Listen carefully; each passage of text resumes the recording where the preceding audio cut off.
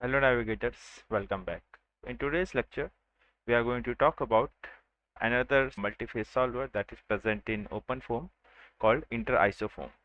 The set of equations that this particular solver solves is same as interFoam, but in order to reconstruct or evolve the interface between the two phases, it uses a different method which we'll talk about in this particular lecture.